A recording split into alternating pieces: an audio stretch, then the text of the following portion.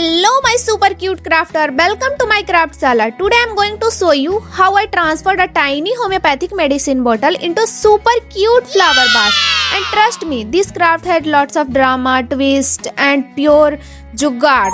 So first, I picked up the small homeopathic glass bottle. It covered it completely using clay made from ball putty, and suddenly my brain said, let's make a joker face, big eyes and chubby nose. I made everything I thought it would like a super cute. But when it dried, oh my god, it didn't look like a cute at all.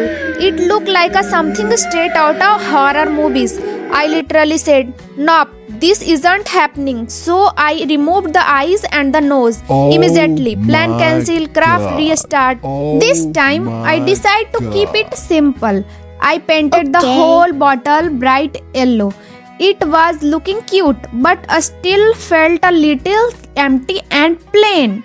So I thought, let me draw a cute strawberry on it. But when I actually draw, look more like a red carrot than a strawberry. I was laughing at my own artwork.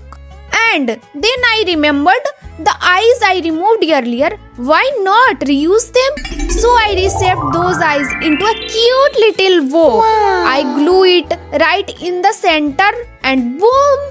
The whole vase suddenly looked adorable. Ta-da! Here is my cute creating totally unexpected flower vase. Honestly, when I saw the final look, even I said, this turned out way cuter than I expected. If you enjoyed this funny crafting journey, don't forget to like this video, comment and tell me, have you ever saved a craft disaster using jugaad?